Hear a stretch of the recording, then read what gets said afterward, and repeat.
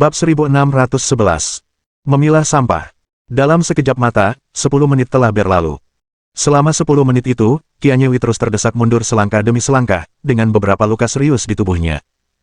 Pada saat yang sama, dia benar-benar kehilangan kekuatan untuk melakukan serangan balik dan hanya bisa membela diri dengan sekuat tenaga. Melihat Qian Yehui hampir tak mampu bertahan lebih lama lagi, Chu Longshan dan Zi Hongyu saling bertukar pandang, lalu kilatan dingin muncul di mata mereka.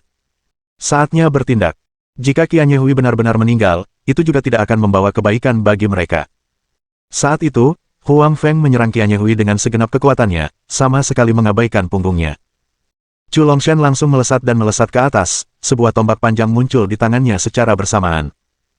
Sesaat kemudian, seperti hantu, Chu Longshan muncul di belakang Huang Feng, dan barulah tombak panjang di tangannya melepaskan cahaya tembakan yang mengerikan.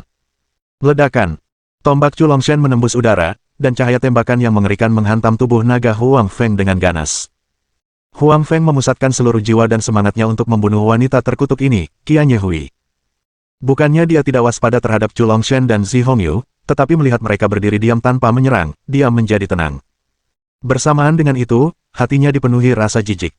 Benar saja, manusia pada dasarnya egois dan mementingkan diri sendiri seperti ini. Dia yakin bahwa kedua orang ini tidak akan bertindak. Itulah sebabnya dia lengah dan menyerang Qian Yehui dengan segenap kekuatannya. Tanpa diduga, pada saat kritis ini, niat membunuh yang mengerikan tiba-tiba muncul dari belakangnya tanpa peringatan. Karena lengah, Huang Feng tidak punya waktu untuk menghindar. Ledakan. Tombak itu menghantam tubuh naga Huang Feng dengan dahsyat. Dalam sekejap, sebuah lubang berdarah muncul di tubuh naganya. Selain itu, energi Qi yang terkandung dalam tombak Chu Longshan meledak langsung setelah menembus tubuh naganya. Area yang ditindik langsung menjadi berlumuran darah. Mengaum. Huang Feng yang terluka parah mengeluarkan ratapan kesakitan. Dan setelah serangan Chu Longshan berhasil, dia tidak berhenti sejenak, langsung menarik tombaknya dan menebas ke bawah tanpa ampun lagi. Kali ini, Huang Feng sudah bereaksi. Dia segera mengayunkan tubuhnya, mengibaskan ekornya sebagai respons. Ledakan. Disertai dengan ledakan dahsyat. Seketika itu juga, gelombang kejut yang terlihat muncul di udara. Benturan dahsyat itu mengguncang ruang hampa di sekitarnya dalam sekejap. Huang Feng kembali menjerit kesakitan. Tubuh naganya yang besar langsung terlempar jauh. Pada saat yang sama, Chu Longshan juga terlempar jauh. Namun, sebagai penyerang, Chu Longshan dengan cepat menyesuaikan diri dalam sekejap berkat persiapannya yang matang. Kemudian, dia mengangkat tombaknya dan menyerang lagi.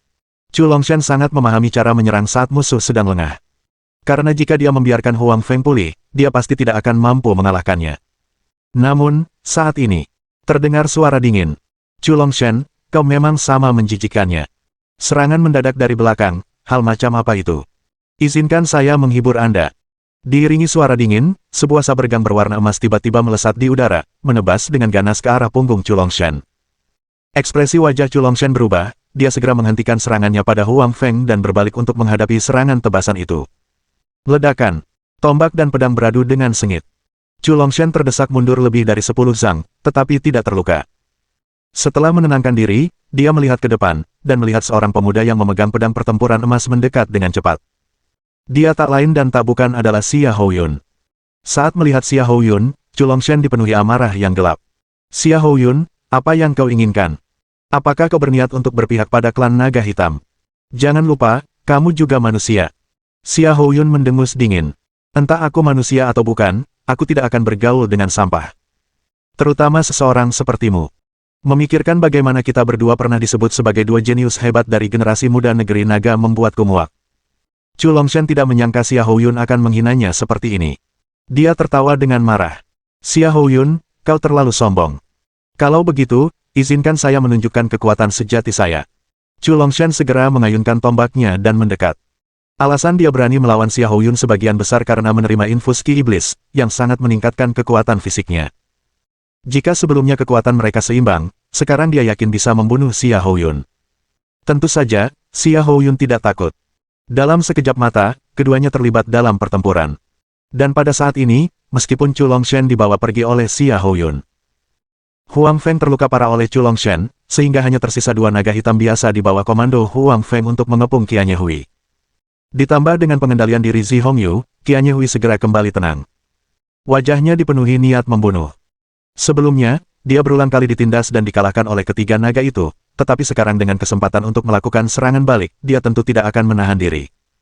Qianye Hui mengayunkan pedang panjang samurainya, terus-menerus menebas dari jarak jauh. Dalam sekejap, beberapa tebasan dimensi tanpa henti menghantam salah satu naga hitam. Naga hitam itu bahkan tidak setua Huang Feng, dianggap sebagai naga muda di antara klan naga hitam. Kekuatan mereka setara dengan manusia di alam kaisar tingkat 7 atau 8. Tentu saja, menghadapi seniman bela diri alam kaisar manusia biasa bukanlah masalah bagi mereka. Namun, menghadapi pemain jenius kelas atas seperti Qianye Hui, mereka tidak mampu bertahan lama, dan cedera mulai bermunculan. Melihat ini, Huang Feng meraung marah, mengabaikan luka-lukanya, dan menyerbu maju. Namun, melihat hal itu, senyum dingin terlintas di mata Qianye Hui. Aku sudah menunggumu datang dan mati. Bagi Qianye Hui, Huang Feng adalah lawan terbesarnya. Selama dia membunuh Huang Feng, tidak ada yang bisa menghentikannya. Dengan senyum dingin itu, Qianye Hui tiba-tiba memutar bilah pedangnya, dan cahaya pedang perak menyembur keluar dari pedang samurainya. Sesaat kemudian, Qianye Hui mengeluarkan teriakan dingin. Teknik pedang, tebasan berputar langit. Diiringi teriakan dingin, cahaya pedang yang menyilaukan langsung menembus kehampaan, menebas langsung ke leher Huang Feng. Saat cahaya pedang melesat keluar, ruang tersebut secara mengejutkan terbelah oleh dua celah yang mengerikan. Kekuatan tebasan ini telah melampaui batas kemampuan seorang seniman bela diri alam kaisar. Pada saat itu, ekspresi wajah Huang Feng berubah drastis. Dia merasakan krisis yang mengancam jiwanya.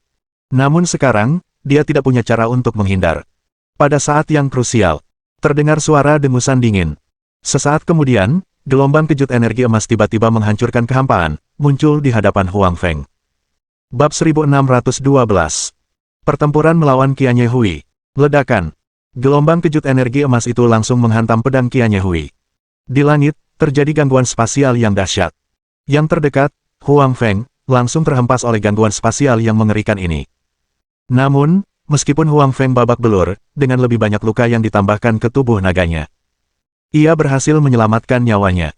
Huang Feng segera memfokuskan pandangannya, dan yang terlihat hanyalah sesosok muncul di hadapannya. Apakah itu kamu? Huang Feng mengenalinya.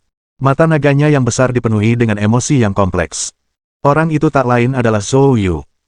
Sebelumnya, pemimpin klan naga hitam Huang Qi mengadakan pertemuan seluruh klan untuk membahas masalah tulang suci surgawi, di mana Huang Qi berselisih pendapat dengan kakeknya, tetua pelindung.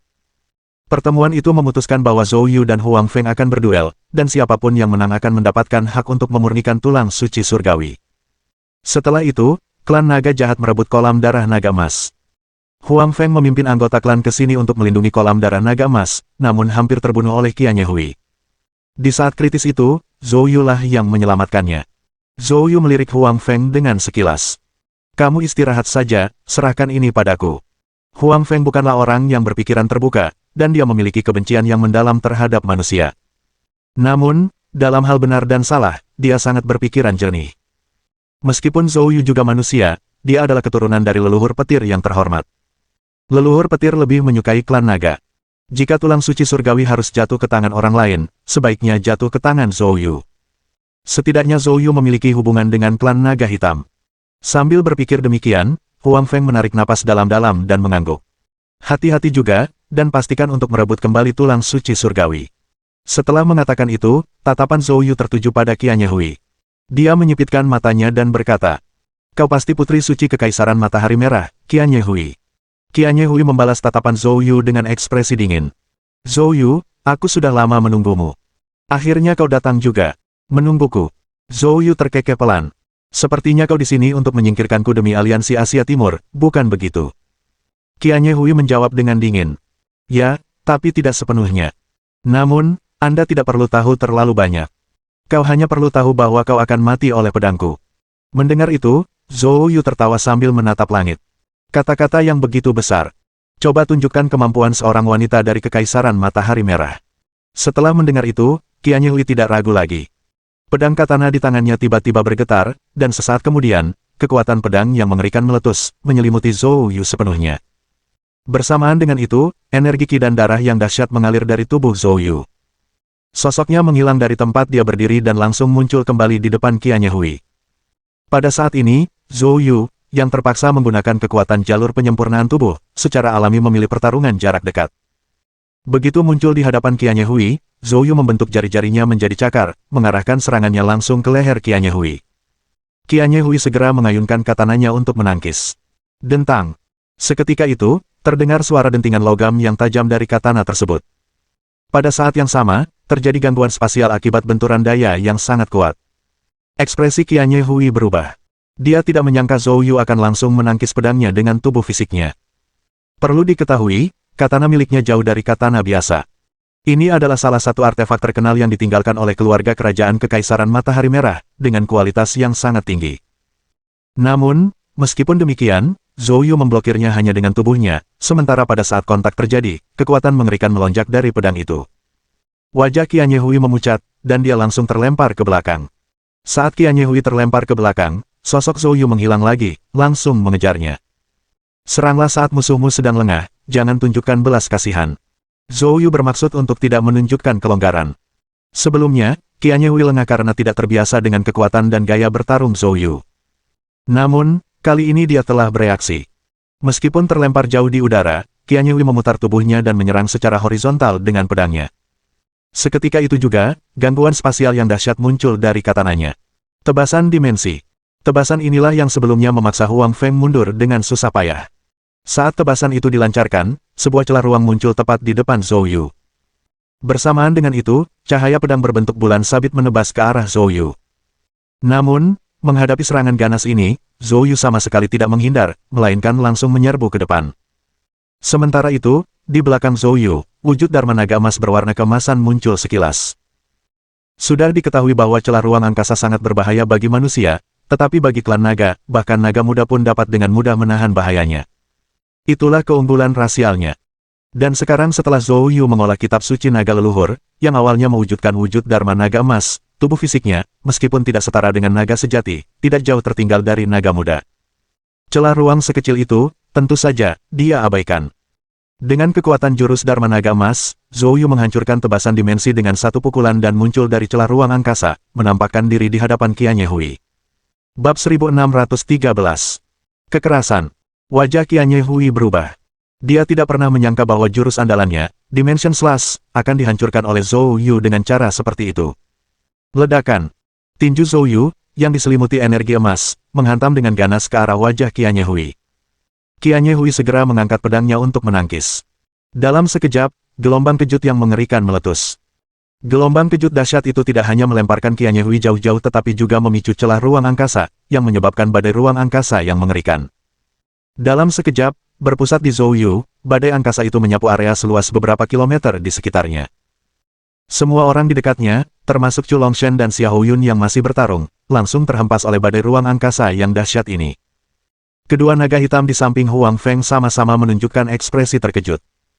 Manusia ini, terlalu menakutkan, sepertinya dia bahkan lebih kejam daripada klan naga kita. Huang Feng juga tak kuasa menahan napas.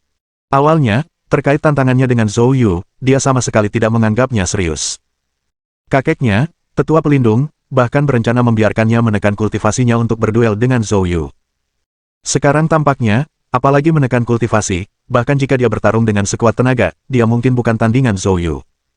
Terutama, bayangan naga emas di belakang Zhou Yu, orang lain mungkin tidak tahu apa artinya. Namun dia tahu betul, itulah jiwa naga emas. Naga emas adalah leluhur dari klan naga hitam mereka. Pada awalnya, klan naga hitam hanyalah gabungan dari klan naga emas, dan seiring waktu, klan ini berevolusi menjadi klan besar seperti sekarang. Dan keinginan seumur hidup semua anggota klan naga hitam adalah untuk berevolusi menjadi naga emas dan mengembalikan kejayaan leluhur mereka. Di luar dugaan, hanya dalam beberapa hari, Zhou Yu benar-benar memiliki jiwa naga emas. Ini sungguh sulit dipercaya. Saat Huang Feng masih terkezenjing, seekor naga hitam melesat mendekat dari kejauhan. Huang Feng menoleh, dan mendapati Huang yang sedang mendekat. Saat berhadapan dengan Huang Feng, Huang yang tidak bersikap sopan seperti saat berhadapan dengan Zhou Yu. Dia memberi perintah langsung. Huang Feng, apa yang terjadi di sini? Huang yang adalah putra dari pemimpin klan naga hitam, dan merupakan orang yang paling diharapkan untuk mengembangkan garis keturunan naga emas selama ribuan tahun. Meskipun merasa sangat tidak puas, klan naga sangat menghormati hierarki, jadi Huang Feng hanya bisa menanggungnya. Zhou Yu sedang berurusan dengan manusia itu. Orang itu cukup merepotkan. Huang yang mengangguk, lalu berbicara dengan nada mengancam. Huang Feng, aku tahu kau mungkin menyimpan dendam terhadap Zhou Yu karena insiden tulang suci surgawi. Namun, aku harus memperingatkanmu, dia adalah tamu yang diundang oleh ayahku, dan saat ini memiliki hubungan yang sangat dekat dengan klan naga hitam kami. Jika kau berani memainkan trik apapun di balik layar, aku tidak akan membiarkanmu lolos begitu saja. Mendengar ancaman Huang Yang, Huang Feng pun ikut marah. Huang Yang, jangan pergi terlalu jauh. Aku bukan tipe naga yang tidak bisa membedakan mana yang benar dan mana yang salah. Apapun yang menguntungkan klan naga hitam, tentu akan saya lakukan tanpa syarat, bahkan dengan mengorbankan nyawa saya. Kata-kata Huang Feng benar-benar mengejutkan Huang Yang. Dia menatap Huang Feng dalam-dalam tetapi tidak mengatakan apapun lagi, lalu menoleh ke Zhou Yu. Saat itu, Qianye Hui, yang terlempar jauh akibat pukulan Zhou Yu, memuntahkan darah dari mulutnya, wajahnya memucat, jelas menderita luka parah. Namun, dia dengan cepat mengeluarkan pil penyembuhan dan meminumnya, dan dalam sekejap mata, lukanya sembuh total. Melihat itu, Zhou Yu sedikit menyipitkan matanya, senyum dingin terlintas di benaknya. Tidak ada yang lebih memahami obat pil selain dia. Pil yang diminum Qianye Hui memiliki khasiat yang sangat baik, tetapi pil semacam itu seringkali disertai dengan efek samping yang sangat kuat. Dia harus menyelesaikan pertempuran dengan cepat, jika tidak, dengan memperpanjangnya tanpa Zhou Yu perlu bergerak, dia mungkin akan kelelahan. Menyadari hal ini, Zhou Yu justru tidak terburu-buru. Namun, Qianye Hui memulai serangannya yang sengit. Pedang panjang samurai di tangannya terus diayunkan, setiap serangan disertai dengan fluktuasi spasial yang kuat. Meskipun dia tidak lagi menggunakan Dimension Slash, teknik pedang yang dia tampilkan saat ini tidak kalah hebatnya dengan Dimension Slash dan membawa saber gun yang kuat. Zhou Yu beberapa kali mencoba mendekati Qianye Hui, tetapi selalu dipukul mundur oleh serangan gencar Qianye Hui. Jelas, setelah kejadian barusan, Qianye Hui tidak lagi berani membiarkan Zhou Yu mendekat. Untuk sesaat, pertarungan antara keduanya berubah menjadi jalan buntu. Menyaksikan pemandangan ini, Huang yang mengerutkan kening. Ada yang tidak beres, mengapa Zhou Yu tidak menggunakan kekuatan penuhnya? Saat dia membunuh Huang Ye, dia jauh lebih hebat dari ini. Di sampingnya, ekspresi wajah Huang Feng berubah. Apa yang tadi kau katakan? Dia membunuh Huang Ye. Huang yang mengangguk. Itu benar. Huang Ye telah merencanakan untuk membunuhku dan Yinyin, dan akhirnya ditangani oleh Zhou Yu. Tubuhnya masih berada di lembah iblis penyegel. Mendengar itu, Huang Feng tersentak. Dia sangat mengenal kekuatan Huang Ye, yang dipuji sebagai jenius terkuat dari klan naga jahat. Jauh lebih kuat darinya. Di luar dugaan, dia justru dibunuh oleh Zhou Yu. Ini menunjukkan bahwa Zhou Yu memang belum menggunakan seluruh kekuatannya. Apa sebenarnya yang sedang dia rencanakan? Huang yang bertanya pada dirinya sendiri dengan wajah penuh kebingungan. Bab 1614. Pertempuran sengit. Saat ini juga, meskipun dia berhasil menghalangi Zhou Yu, mencegahnya mendekat. Namun, teknik pedang yang dia gunakan saat ini menghabiskan banyak ki sejati miliknya.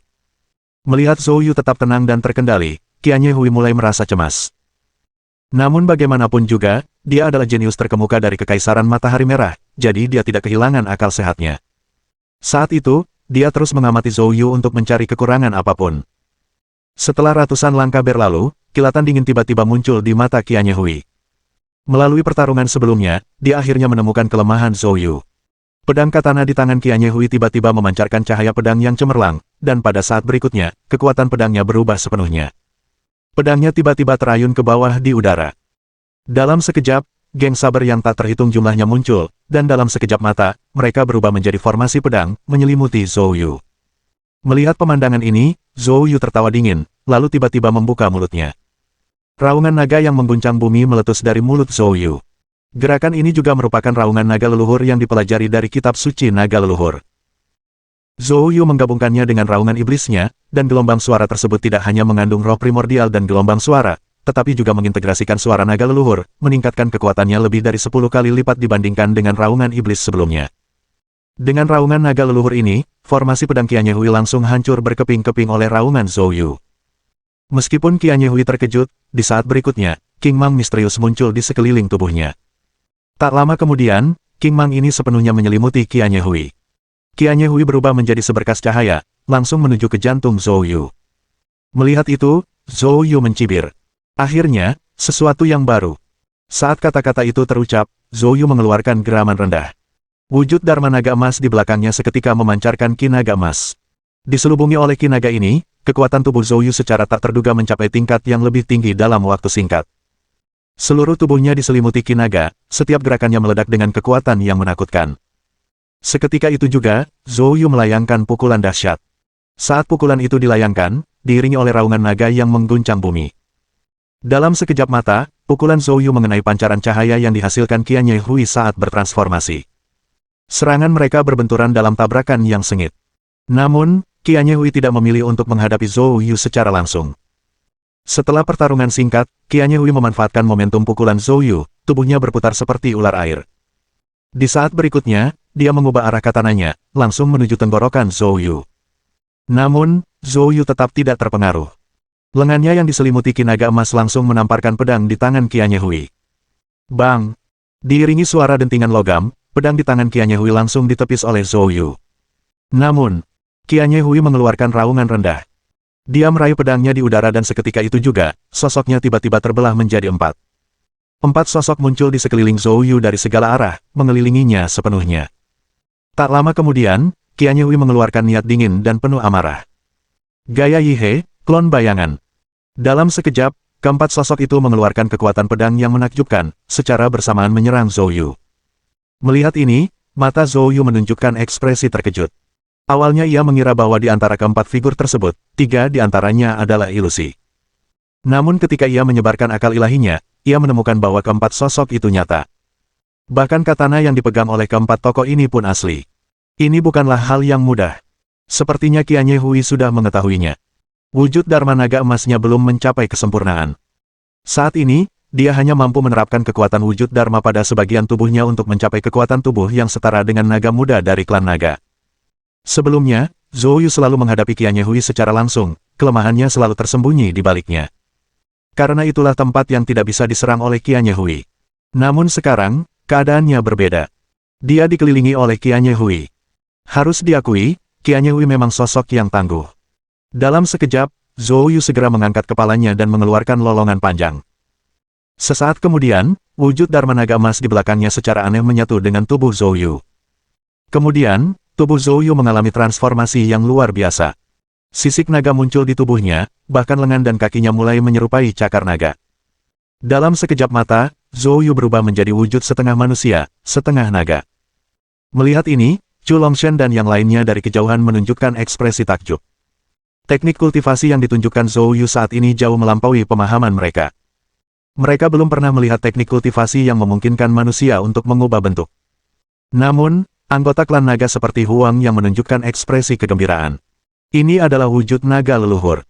Zhou Yu pasti telah memperoleh warisan naga leluhur. Hahaha, dengan begitu, Zhou Yu bisa dianggap sebagai anggota klan naga hitam kita. Ini luar biasa. Tentu saja, Qianye Hui, orang yang paling dekat dengan Zhou Yu, merasakannya dengan paling intens. Terutama saat Zhou Yu berubah wujud, dia merasa seolah-olah lawannya tiba-tiba berubah menjadi naga raksasa kuno. Tekanan yang mengerikan itu membuat jantungnya bergetar hebat. Namun sekarang, dengan anak panah yang sudah terpasang di tali busur, dia harus melepaskannya. Qianye Hui mengeluarkan raungan marah, lalu keempat sosok itu secara bersamaan menyerang tubuh utama Zhou Yu. Bab 1615. Kalah. Ledakan. Disertai dengan ledakan dahsyat. Namun, sosok Zhou Yu langsung dilalap oleh amukan geng saber. Namun skenario ini belum berlangsung selama 3 detik ketika terdengar raungan naga yang menakutkan. Seketika itu juga, ki naga emas yang menakutkan meletus. Geng saber yang mengepung Zhou Yu langsung hancur oleh ki naga emas yang menakutkan ini. Tepat setelah itu, bayangan naga melintas dengan cepat. Bam! Disertai dengan ledakan. Sosok Qianye Hui di hadapan Zhou Yu langsung hancur berkeping-keping. Kemudian, tanpa jeda, Zhou Yu muncul di langit tepat di atas kepala. Ledakan keras lainnya, sosok lain hancur berkeping-keping. Pada saat itu, 2 sosok yang tersisa tiba-tiba berkedip dengan cepat. Dalam sekejap mata, mereka menyatu menjadi satu. Wujud Qianye Hui muncul kembali. Namun, saat ini, wajahnya kembali tampak pucat. Teknik klon bayangan ini bukanlah ilusi, juga bukan tipuan. Namun, ia mengandalkan jiwa ilahinya untuk membelah diri, membentuk klon yang hampir identik dengan tubuh aslinya. Oleh karena itu, setiap klon yang rusak akan memengaruhi roh hatinya. Dalam sekejap mata, ketika Zhou Yu menghancurkan 2 orang, Qianye Hui juga terluka parah. Jadi dia tidak bisa bertahan lagi. Namun tepat ketika dia mengungkapkan jati dirinya yang sebenarnya, ada seringai dingin di mata Zhou Yu. Sesaat kemudian, sosoknya menerobos kehampaan, muncul di hadapan Qianye Hui. Bam! Zhou Yu melayangkan pukulan keras ke depan. Pukulan itu tepat mengenai dada Qianye Hui. Tubuh Qianye Hui dipukul oleh Zhou Yu, hingga meninggalkan lubang berdarah. Namun, tidak ada darah merah yang mengalir dari lubang berdarah ini, sebaliknya, ki hitam yang muncul. Melihat pemandangan ini, ekspresi Zhou Yu berubah, dan ia langsung mundur dengan kasar. Namun, sesaat kemudian, terdengar suara angin bertiup dari belakang Zhou Yu. Zhou Yu segera mengerahkan ki naga untuk bertahan. Ledakan. Namun, energi mengerikan itu tetap mengabaikan ki naga pelindung Zhou Yu, dan dengan ganas menyerang bahu Zhou Yu. Sisik naga di bahu Zhou Yu seketika berubah menjadi air hitam. Bersamaan dengan itu, sebuah kekuatan dingin memasuki tubuh Zhou Yu. Zhou Yu segera mundur dengan cepat, muncul 100 meter jauhnya. Dan pada saat ini, sosok Qianye Hui juga muncul. Zhou Yu menyipitkan mata, menatap Qianye Hui, berkata, "Aku meremehkanmu. Aku tidak menyangka kau punya trik seperti itu." Qianye Hui berbicara tanpa ekspresi. Seni bela diri Kekaisaran Matahari Merah kami memiliki sejarah panjang, dan ninjutsu Yihe tak terduga. Kau beruntung bisa selamat. Mendengar itu, Zhou Yu mencibir. Seni bela diri omong kosong apa ini, hanya ninjutsu tingkat rendah yang berevolusi dari teknik Bagua 5 elemen ditambah teknik racun yang menjijikkan itu. Dan kau berani-beraninya bersikap angkuh. Setelah selesai berbicara, sosok Zhou Yu langsung melesat, seketika berubah menjadi bayangan naga, dan langsung menuju ke arah Qianye Hui. Qianye Hui mencoba trik yang sama, tetapi lengan bawah Zhou Yu tiba-tiba muncul bayangan cakar naga raksasa. Zhou Yu mengerahkan bayangan cakar naga, menghantam dengan ganas ke tempat kosong di sebelah kiri Qianye Hui. Bam! Sesaat kemudian, sosok Qianye Hui muncul begitu saja dari udara. Wajahnya tampak sangat muram, sambil mengayunkan katana untuk membela diri. Bam! Diiringi suara pedang yang tajam. Qianye Hui langsung terlempar jauh oleh cakar Zhou Yu. Ninjutsu gaya Yihe yang ia gunakan kali ini langsung terbongkar oleh Zhou Yu. Setelah mengenai sasaran, Zhou Yu segera mengaktifkan teknik gerakannya, langsung mengejar dan membanting telapak tangannya ke bawah. Kali ini, Qianye Hui tampak panik. Dia mengayunkan katana berulang kali, melepaskan garis-garis cahaya pedang hitam dari bilahnya. Cahaya pedang ini dengan cepat membentuk segel yang aneh. Bam! Cakar Zhou Yu menghantam segel itu, tetapi terhalang. Namun, segel itu hanya bertahan sebentar sebelum berubah menjadi ki hitam yang tersebar. Setelah itu, Zhou Yu mencibir, kembali mengaktifkan teknik gerakan, dan melanjutkan pengejarannya. Dia sudah menyadari bahwa Qianye Hui sudah berada di ujung batas kesabarannya. Jadi kali ini, Zhou Yu tidak menahan diri, berniat membunuh wanita itu sepenuhnya. Dalam sekejap, Zhou Yu muncul di belakang Qianye Hui. Qianye Hui pun bisa merasakan niat membunuh yang terpancar dari Zhou Yu. Dia tahu bahwa dari segi teknik gerakan, dia tidak bisa menandingi Zhou Yu, dan jelas tidak bisa melarikan diri juga. Qianye Hui menstabilkan tubuhnya, lalu dengan cepat menebas dengan kedua tangan yang memegang pedang, sambil berteriak marah. Gaya Yihe, teknik transformasi pedang. Diiringi teriakan marah itu, katana di tangan Qianye Hui seketika memanjang hingga 100 meter, lalu menebas dengan ganas ke arah kepala Zhou Yu. Menghadapi tebasan itu, Zhou Yu tertawa terbahak-bahak. Lumayan, potongan ini. Tapi masih terlalu lemah. Setelah berbicara, Zhou Yu meninju ke depan. Dalam sekejap, seluruh kinaganya berkumpul dengan panik di tinjunya. Cahaya keemasan yang menyilaukan menyembur dari tinjunya. Berhentilah untukku. Dengan geraman rendah, Zhou Yu melayangkan pukulannya. Seluruh kinaga emas seketika berubah menjadi naga emas, lalu muncul dengan dahsyat. Ledakan. Cahaya pedang 100 meter yang dilepaskan Qianye Hui langsung hancur oleh pukulan Zhou Yu. Qianye Hui juga terlempar ke belakang sambil memuntahkan darah. Pada saat yang sama, aura di tubuh Qianye Hui melemah dengan cepat. Obat pil yang diminumnya sebelumnya akhirnya habis. Dan pada saat ini, Zhou Yu merasakannya dengan sangat jelas. Dia mencibir. Sudah waktunya. Aku akan mengirimmu untuk bertemu dengan kaisarmu. Setelah selesai berbicara, Zhou Yu berubah menjadi bayangan naga, menyerang Qianye Hui dengan ganas. Bab 1616. Melarikan diri. Sepertinya Qianye Hui akan segera menemui ajalnya. Dalam sekejap, seberkas cahaya hitam tiba-tiba muncul di dada Qianye Hui. Cahaya hitam itu melesat dengan keras ke arah punggungnya. Terjadi fluktuasi spasial yang dahsyat. Sebuah saluran ruang angkasa benar-benar muncul di belakang Qianye Hui. Saat itu, wajah Qianye Hui dipenuhi kebencian yang membara. Zhou Yu, tunggu saja, aku akan segera kembali. Saat aku kembali, aku sendiri yang akan memenggal kepalamu. Setelah berbicara, sosok Qianye Hui langsung ditelan oleh saluran ruang angkasa. Zhou Yu tentu tidak akan tinggal diam dan membiarkan dia melarikan diri. Zhou Yu segera mengejar, melayangkan pukulan dahsyat ke arah saluran ruang angkasa. Namun, pada saat itu, sebuah suara dingin tiba-tiba bergema dari saluran ruang angkasa.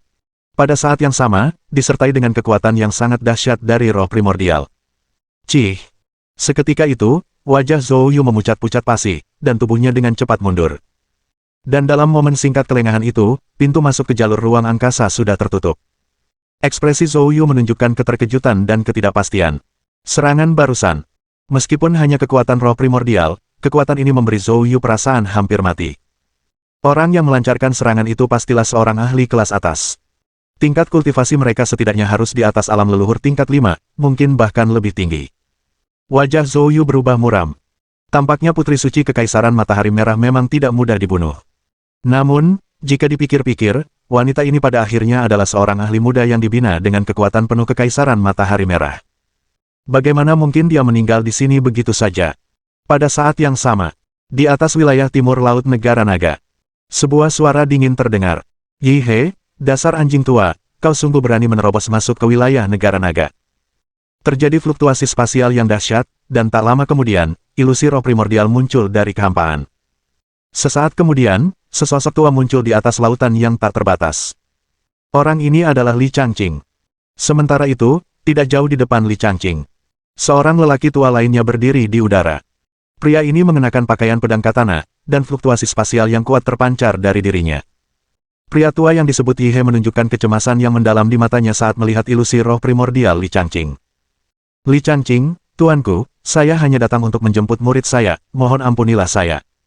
Li Changqing mendengus dingin. "Belas kasihan. Karena kau sudah di sini, tetaplah di sini."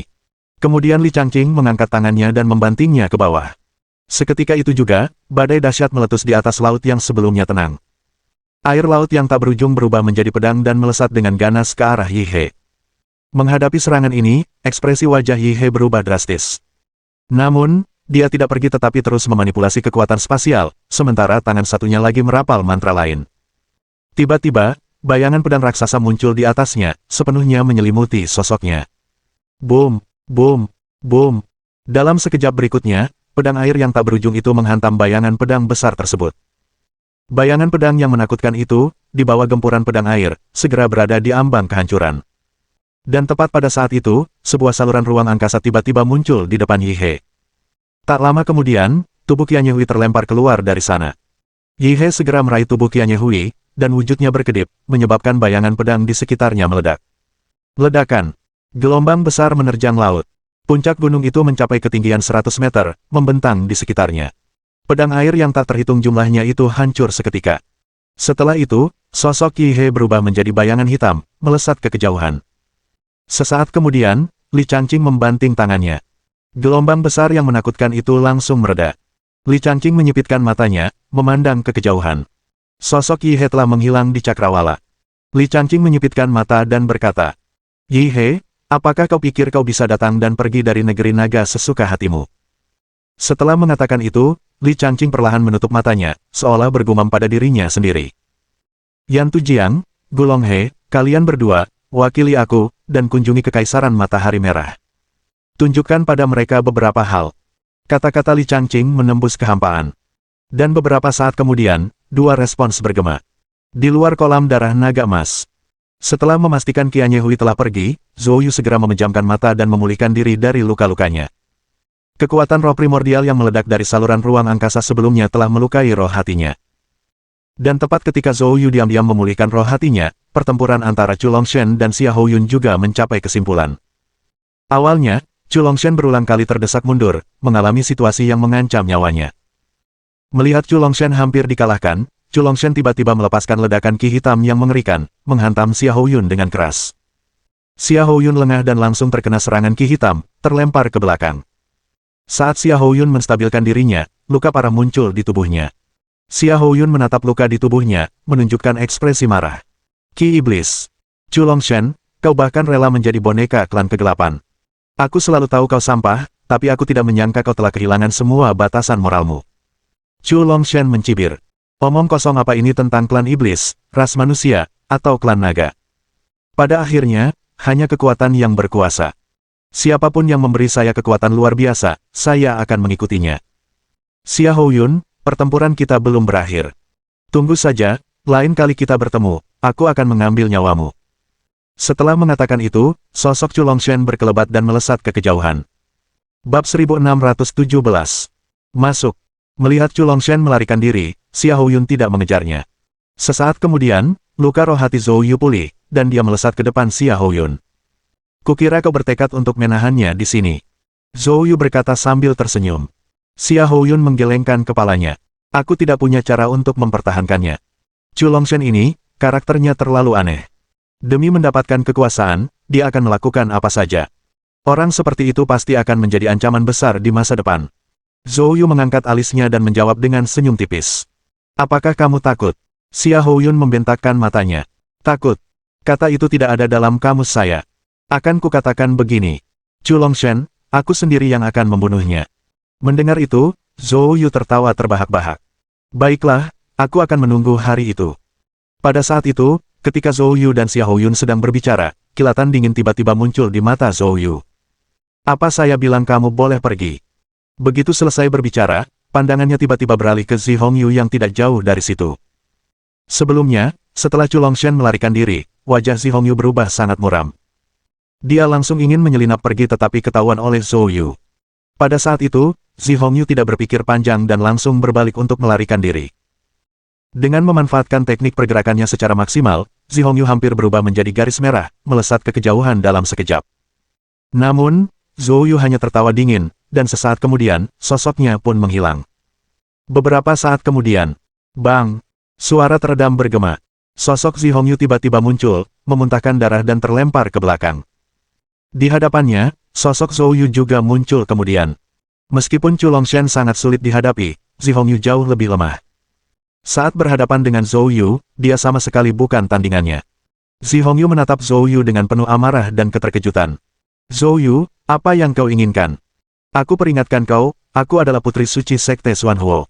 Jika kau berani menyentuhku, Sekte Xuanhuo-ku pasti tidak akan mengampunimu. Mendengar itu, Zhou Yu mencibir. Kalau aku ingat dengan benar, kau benar-benar ingin membunuhku sebelumnya. Apakah menurutmu aku akan mengampuni seseorang yang ingin membunuhku? Dengan itu, Zhou Yu langsung mengaktifkan jurus Dharma Naga Emas, dan dengan tamparan keras, menyerang Zi Hongyu. Ekspresi wajah Zi Hongyu berubah drastis, dan dia langsung mengaktifkan Ki Sejati Api untuk melawan. Namun, menghadapi serangan dahsyat Zhou Yu, Ki Sejati Apinya langsung hancur berkeping-keping. Sesaat kemudian, telapak tangan itu mendarat di atas kepala Zi Hongyu. Bang! Zi Hongyu hanya sempat berteriak sebelum dibunuh oleh Zhou Yu. Tubuhnya langsung dibanting dalam-dalam ke tanah oleh Zhou Yu. Untungnya, hal itu menghemat kerepotan mengubur. Melihat Zhou Yu dengan kejam membunuh Zi Hongyu, Xia Houyun menggoda, mengatakan, Zhou Yu, siapa sangka kau bisa sekejam itu? Sekte Xuanhuo mungkin tidak akan membiarkanmu lolos begitu saja sekarang. Zhou Yu tersenyum tipis.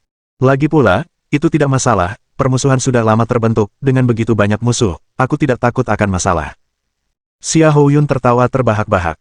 Pada saat itu, Huang Yang dan Huang Feng, bersama dengan Silong, mendekati Zhou Yu. Huang Yang berbicara dengan tergesa-gesa. Zhou Yu, kami baru saja memeriksa kolam darah naga emas. Kita tidak tahu apa yang dilakukan manusia-manusia itu di dalam, tetapi sekarang seluruh dasar kolam darah naga emas telah terkikis sepenuhnya oleh Ki Iblis Kegelapan. Jika terus begini, kolam darah naga emas klan naga hitam kita mungkin akan hancur. Setelah mendengar itu, Zhou Yu langsung berkata, jangan khawatir, biar saya periksa dulu. Dengan itu, sosok Zhou Yu melesat, tiba di atas kolam darah naga emas. Seketika itu juga, dia mengaktifkan indera ilahinya, menyelidiki bagian bawah kolam darah naga emas. Sesaat kemudian, dia mengerutkan kening dan menatap Huang Yang dan yang lainnya. Kalian semua lindungi aku akan turun dan melihatnya. Dengan tingkat erosi seperti ini, seharusnya aku bisa mengatasinya. Mendengar itu, Huang Yang berbicara dengan tergesa-gesa. Zhou Yu, kami serahkan ini padamu. Kolam darah naga emas sama sekali tidak boleh mengalami kecelakaan. Zhou Yu mengangguk, lalu melesat ke kolam darah naga emas. Karena dia sekarang sedang mengolah kitab suci naga leluhur dan memiliki ki naga di dalam dirinya, kolam darah naga emas sama sekali tidak menolaknya. Dia dengan mudah turun ke dasar kolam darah naga emas. Namun, saat dia mendekati bagian bawah, ki naga kemasan yang semula mengelilinginya telah berubah menjadi gelap sepenuhnya. Semakin ke bawah ia melihat, semakin gelap warnanya. Zhou Yu sangat familiar dengan hal-hal ini. Memang benar, itu adalah ki iblis. Zhou Yu mencobanya, jika dia hanya mengandalkan ki naga untuk melindungi tubuhnya, begitu dia menyentuh ki iblis itu, dia akan langsung merasakan kekuatan korosif. Dia harus mengaktifkan sepenuhnya ki dan kekuatan darahnya hanya untuk menahannya, tetapi seiring waktu, dia pasti tidak mampu menahannya. Zhou Yu mengerutkan alisnya. Energi iblis di kolam darah naga emas jauh lebih kuat daripada energi iblis di sekitar area penyegelan Kaisar Iblis Jurang Hitam di harta karun rahasia Langit Darah. Tampaknya, meskipun keduanya menggunakan ki iblis, perbedaan antara Raja Iblis dan Kaisar Iblis sangat besar. Namun, bagi Zhou Yu, hal ini tidak terlalu sulit. Dia segera mengulurkan tangan, dan sebuah tripod muncul di genggamannya. Itu adalah tripod roh hijau yang diberikan kepadanya oleh Mo Xiaoxing. Zhou Yu segera mengaktifkan tripod tersebut, dan tripod roh hijau mulai memancarkan untaian cahaya roh berwarna biru. Begitu ki iblis di bawah kolam darah naga emas menyentuh cahaya roh biru, ki itu langsung dimurnikan menjadi energi spiritual murni. Zhou Yu mengangguk puas. Tripod Green Spirit ini memang sangat berguna. Satu-satunya hal yang disayangkan adalah dia saat ini tidak dapat menyerap energi spiritual, sehingga energi spiritual yang telah dimurnikan hanya dapat dibiarkan menyebar. Zhou Yu menarik napas dalam-dalam, memegang tripod roh hijau, dan dengan cepat menuju ke dasar kolam darah naga emas. Energi iblis gelap perlu dimurnikan, tetapi Zhou Yu juga menolak untuk menyerah pada tulang suci surgawi. Bab 1618. Tulang yang dihormati surgawi. Di bawah perlindungan tripod roh hijau, Zhou Yu bergerak tanpa hambatan di kolam darah naga emas dan dengan cepat tertarik pada sepotong tulang yang memancarkan kilauan perak. Zhou Yu segera mengaktifkan teknik pergerakannya dan mendekati potongan tulang bercahaya perak itu. Tulang itu panjangnya lebih dari 2 kaki, jernih seperti kristal, seolah-olah terbuat dari giok. Benda itu memancarkan kilauan perak. Bagaimanapun Zhou Yu melihatnya, dia tidak bisa mengetahui sumber kilauan perak itu. Namun, saat ia terus menatap tulang itu, ia merasakan pusing. Dalam keadaan pusing yang luar biasa itu, ia seolah melihat simbol-simbol padat yang tak terhitung jumlahnya. Simbol-simbol ini asing baginya, namun memberinya perasaan akan kebesaran yang tak terbatas, seperti menatap langit berbintang, melihat lautan bintang yang tak berujung. Dalam keluasan tanpa batas ini, Zhou Yu merasakan kekuatan dahsyat dari Dao Surgawi. Zhou Yu sangat terguncang. Sepotong tulang sekecil itu justru memberinya ilusi seolah mengintip ke dalam Dao Surgawi. Ini pasti tulang suci surgawi. Tatapan penuh semangat muncul di mata Zhou Yu. Namun tak lama kemudian, ia menyadari adanya penghalang yang hampir transparan yang mengelilingi tulang suci surgawi. Zhou Yu mencoba merasakannya dengan indera ilahinya tetapi mendapati bahwa dia tidak dapat merasakan keberadaan penghalang tersebut. Hal ini membuatnya gelisah. Dia tahu klan naga hitam telah mencari tulang suci surgawi selama bertahun-tahun, dan sekarang tulang itu berada di dasar kolam darah naga emas. Dia tidak percaya klan naga hitam tidak berusaha menemukannya. Namun, mengapa mereka tidak pernah menemukannya? Selain itu, Qianye Hui juga baru saja turun. Meskipun dia menemukannya, mengapa dia tidak mengambilnya? Dengan mempertimbangkan pertanyaan-pertanyaan ini, sulit untuk tidak curiga ada sesuatu yang mencurigakan tentang penghalang yang mengelilingi tulang suci surgawi. Setelah berpikir lama, Zhou Yu memutuskan untuk menghubungi. Karena dia tidak bisa merasakan penghalang itu tanpa menyentuhnya. Apalagi memahami karakteristik penghalang tersebut. Secepat diucapkan, langsung dilakukan. Zhou Yu segera mengaktifkan sepenuhnya jurus Dharma Naga Emas, mendorong ki dan kekuatan darah ke kondisi terkuatnya. Kemudian, dengan hati-hati ia mengulurkan tangannya ke arah tulang suci surgawi. Saat menyentuh penghalang transparan yang mengelilingi tulang yang dihormati surgawi, cahaya perak pada tulang itu langsung menyala. Dalam sekejap, pandangan Zhou Yu menjadi sepenuhnya putih. Namun kondisi ini hanya berlangsung kurang dari 1 detik sebelum kembali normal. Kemudian, tangan Zhou Yu akhirnya menyentuh tulang suci surgawi secara langsung. Saat ini, bahkan Zhou Yu pun hampir tidak bisa mempercayainya. Semudah itu. Jika Qianye Hui melihat pemandangan ini, dia pasti akan sangat marah hingga muntah darah. Jadi, ketika dia turun dan menemukan tulang suci surgawi, dia juga menemukan penghalang transparan itu, tetapi dia bahkan tidak bisa mendekatinya tanpa terkena serangan yang dahsyat. Jika dia tidak memiliki alat penyelamat nyawa, dia mungkin akan tewas di tempat. Sebaliknya, Zhou Yu dengan mudah menyentuh tulang suci surgawi. Pada saat itu, Zhou Yu, meskipun terkejut, juga menemukan sesuatu yang tidak biasa. Dan itulah jimat petir di lautan kesadarannya. Saat menyentuh penghalang itu, meskipun penglihatan Zhou Yu menjadi sepenuhnya putih, dia masih bisa merasakan jimat petir bereaksi. Menganggap tulang suci surgawi sebagai harta karun yang dianugerahkan kepada klan naga hitam oleh leluhur petir, Zhou Yu berasumsi bahwa penghalang itu tidak menghalanginya karena aura leluhur petir pada jimat petir. Dia tidak tahu apakah tebakannya benar. Tentu saja, itu sudah tidak penting lagi sekarang. Karena, sejak ia memperoleh tulang yang terhormat surgawi, berpikir lebih jauh menjadi tidak ada gunanya. Dia segera mengambil tulang suci surgawi dan mencoba memurnikannya.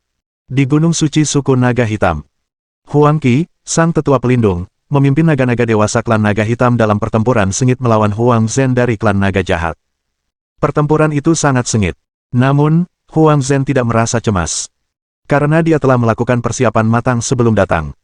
Beberapa manusia yang bersamanya dipilih dengan cermat dan jauh lebih kuat daripada naga muda biasa. Dan klan naga hitam hanya mengirimkan naga-naga muda seperti Huang Feng, yang ditakdirkan untuk mati. Dia tidak terburu-buru untuk menghancurkan klan naga hitam sepenuhnya, karena melakukan hal itu juga akan menimbulkan kerugian besar bagi klan naga jahat. Dia hanya perlu menunggu. Tunggu sampai kolam darah naga emas jatuh ke tangan klan naga jahat. Tunggu sampai Qianye Hui mendapatkan tulang suci surgawi. Pada saat itu, klan naga jahat berhak menggantikan klan naga hitam. Selain itu, dengan kesepakatannya dengan Raja Iblis, klan naga jahat tidak mungkin kalah. Melihat kemarahan di wajah Huang Qi dan tetua pelindung, Huang Zhen mencibir. Huang Qi, tetua pelindung, mengapa kau begitu keras kepala? Tunduklah pada klan kami, dan aku masih bisa menawarkanmu posisi di atas ribuan tetapi di bawah satu. Selain itu, Raja Iblis akan segera turun. Mereka yang berkontribusi pada turunnya Raja Iblis akan diberi imbalan. Kalau begitu, kamu bisa mendapatkan apapun yang kamu inginkan. Bukankah itu hebat? 10.000 tahun yang lalu, klan naga hitam berpihak pada leluhur petir, meraih apa yang disebut kemenangan sementara, tetapi dengan harga berapa, kau tahu dengan jelas. Kekuatan klan naga hitam bahkan belum mencapai 1/10 dari puncaknya. Apakah itu yang kamu inginkan? 10.000 tahun yang lalu, situasinya sudah sangat tragis. Sekarang setelah Raja Iblis turun, dengan apa kau akan melawan? Bab 1619. Rencana hancur. Setelah mendengar perkataan Huang Zhen, Huang Qi menjadi sangat marah. Huang Zhen, kau dengan sukarela menjadi korup, bersekutu dengan klan kegelapan dan mengkhianati klan naga hitam kita. Hak apa yang kau miliki untuk berbicara tentang sejarah klan naga hitam di hadapanku? Sejak zaman kuno, semangat yang tertanam dalam klan naga hitam kami adalah semangat kebebasan dan ketahanan. Bagaimana mungkin kita dengan sengaja menjadi korup demi kekuatan yang terkutuk itu? Huang Zhen, kau sedang menempuh jalan yang mengarah ke kematian. Mendengar itu, Huang Zhen tertawa terbahak-bahak. Aku, menghadapi kematian. Aku sangat menantikan saat kolam darah naga emas dan tulang dewa surgawi jatuh sepenuhnya ke tanganku. Apakah kau masih akan mengatakan itu? Saat Huang Zhen sedang mencibir, tiba-tiba, seekor naga jahat terbang dengan cepat dari kejauhan. Dari kejauhan, naga jahat meratap. Pemimpin klan, misi menuju kolam darah naga emas gagal. Semua naga dari klan naga jahat kita telah jatuh di sana. Manusia-manusia itu, yang tewas, terluka, atau berhasil melarikan diri, semuanya sudah tiada sekarang. Kolam darah naga emas kini berada di tangan Huang Yang dan Huang Feng. Oh, dan mereka dibantu oleh manusia. Mendengar itu, ekspresi Huang Zhen langsung membeku. Wajahnya berubah drastis. Ini tidak mungkin. Saat Huang Zhen sedang melamun, Huang Qi dengan ganas menyerangnya, menyebabkan Huang Zhen berguling menjauh. Akibat pukulan itu, luka mengerikan muncul di tubuh naga Huang Zhen. Namun, saat ini dia sama sekali tidak peduli dengan hal itu. Dengan kegagalan misi kolam darah naga emas, klan naga jahatnya akan menghadapi hukuman yang tak terbayangkan. Saat ini, pikiran Huang Zhen sama sekali tidak memiliki semangat bertarung. Dia langsung berteriak, "Mundurlah dengan cepat." Setelah mengatakan itu, dia bergegas pergi menjauh. Naga-naga lain dari klan naga jahat juga meninggalkan medan perang, melarikan diri bersama Huang Zhen. Huang Qi berteriak marah, segera memerintahkan anggota klannya untuk mengejar mereka, tetapi dia dihentikan oleh tetua pelindung dan Tuya. Tetua pelindung itu berkata dengan hikmat, "Pemimpin klan, jangan kejar musuh yang putus asa. Kami telah mengalami serangan tak terduga dan kerugian besar, kami perlu menstabilkan posisi kami terlebih dahulu." Tuya juga memberi nasihat. Ya, tetua pelindung itu benar. Jika kita bertindak sekarang, paling buruk, kita berisiko mengalami kehancuran bersama. Masalah ini membutuhkan pertimbangan yang cermat. Mendengar nasihat mereka, Huang Qi tampak enggan, tetapi tetap mendengarkan. Dia menarik napas dalam-dalam dan berkata, "Tetua pelindung, mohon tetap tinggal di suku dan bereskan kekacauan yang terjadi. Tuya dan aku akan pergi ke kolam darah naga emas." Tetua pelindung itu mengangguk. "Silakan duluan, tinggalkan tempat ini untukku." Huang Qi segera membawa Tuya dan bergegas ke kolam darah naga emas. Di sisi lain, Huang Zhen memimpin para prajurit klan naga jahat yang tercerai-berai, dan tidak kembali ke klan naga jahat melainkan melarikan diri ke arah barat. Para bawahannya bertanya dengan sedih, "Pemimpin klan, apakah kita tidak punya tempat tujuan? Kita akan menuju kemana sekarang?" Huang Zhen dipenuhi amarah yang gelap. "Apakah kamu takut?" Matanya berkedip dingin, dia melirik kelompok bawahannya di belakangnya. Di bawah tatapannya, semua naga jahat menundukkan kepala, tidak berani menatap matanya. Huang Zhen berkata dengan dingin. Percayalah, klan naga jahat kita belum dikalahkan. Bukankah kita baru saja gagal mengendalikan kolam darah naga emas sesuai rencana? Bukankah kita gagal merebut tulang suci surgawi? Apa salahnya membiarkan mereka memilikinya? Ini hanyalah hal-hal kecil, peristiwa yang benar-benar penting adalah menyambut turunnya Raja Iblis. Selama kita bisa membantu turunnya Raja Iblis dengan lancar, klan naga jahat kita masih akan memiliki jasa, dan kemudian, Raja Iblis hanya perlu melakukan gerakan santai untuk memusnahkan klan naga hitam. Tempat ini pada akhirnya akan menjadi wilayah kita. Setelah mendengar kata-kata Huang Zhen, para anggota klan naga jahat yang awalnya kehilangan semangat kembali membangkitkan semangat bertarung mereka. Kami bersumpah akan mengikuti pemimpin klan sampai mati. Kelompok naga jahat itu berteriak serempak. Melihat itu, Huang Zhen mengangguk puas, lalu memimpin sukunya melanjutkan perjalanan ke arah barat. Tak lama kemudian, mereka tiba di sebuah wilayah yang dipenuhi kobaran api. Tempat itu, di antara langit dan bumi, tampak telah sepenuhnya menjadi lautan api. Berdiri di tepi, menatap jauh ke dalam, orang tidak bisa melihat apapun kecuali kobaran api, tanpa ada keberadaan lain. Huang Zhen menarik napas dalam-dalam dan berkata, ini adalah tanah jatuhnya Phoenix kuno, juga tempat segel iblis milik Raja Iblis. Ikuti aku. Huang Zhen adalah orang pertama yang terbang ke lautan api, diikuti oleh bawahan-bawahan lain dari klan naga jahat. Kobaran api yang menakutkan ini dapat langsung mengubah makhluk lain menjadi abu, tetapi menghadapi tubuh naga yang perkasa, mereka tidak memiliki peluang sama sekali. Tak lama kemudian, Huang Zhen memimpin bawahannya ke kedalaman lautan api. Di kedalaman lautan api, di sini api tidak hanya berada di tanah.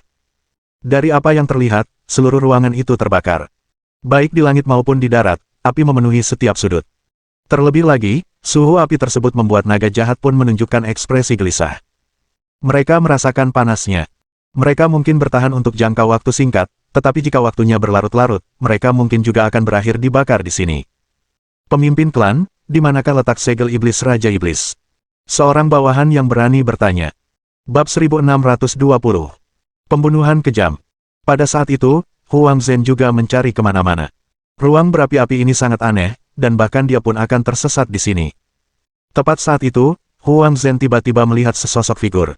Secercah kejutan dan keraguan melintas di mata naganya. Bagaimana mungkin ada manusia di sini? Saat ia sedang bingung, tiba-tiba, gelombang kejut api yang mengerikan meletus. Benda itu menerjang ke arah mereka dengan cepat. Tubuh naga Huang Zhen bergetar dan dia mencoba memadamkan api. Namun, saat api menyentuh tubuh naganya, ekspresi Huang Zhen berubah drastis. Bukan, itu adalah api Phoenix kuno. Tepat ketika Huang Zhen menyadari ada sesuatu yang salah, beberapa anggota klan naga yang lebih lemah di belakangnya mengeluarkan tangisan menyedihkan. Saat menoleh ke belakang, Huang Zhen melihat bahwa dua naga telah terbakar oleh api Phoenix kuno, seluruh tubuh mereka diselimuti api. Mereka menggeliat hebat di udara, tetapi tak lama kemudian, mereka berubah menjadi abu. Melihat pemandangan ini, bawahan Huang Zhen lainnya menunjukkan ekspresi ketakutan. Pemimpin klan, apa yang harus kita lakukan? Namun, Huang Zhen mengabaikan pertanyaan bawahannya, matanya tertuju intensely pada sosok di kejauhan. Di hadapan sosok itu, terpancar kehadiran yang sangat besar. Wajah Huang Zhen segera menunjukkan ekspresi kegembiraan. Itu Raja Iblis. Dia telah berhasil keluar dari segel. Cepat, pergi sapa Raja Iblis. Setelah mengatakan itu, Huang Zhen adalah orang pertama yang terbang menuju tempat itu. Tubuh naga Huang Zhen yang besar melesat menembus lautan api yang membara dan segera tiba di tempat sosok itu muncul. Pada saat itu, dia akhirnya bisa melihat dengan jelas. Di langit ada seorang wanita manusia. Namun, wanita ini sungguh luar biasa. Sesosok hantu Phoenix kuno muncul di tubuhnya. Tidak heran jika api Phoenix kuno meletus barusan. Saat ini, wanita itu sedang mengemudikan hantu Phoenix kuno untuk melawan bayangan sihir. Melihat bayangan ajaib ini, Huang Zhen langsung menunjukkan ekspresi kegembiraan. Mingtian yang mulia iblis. Bayangan magis ini adalah Mingtian Demon Venerable yang disegel di tanah jatuh Phoenix kuno.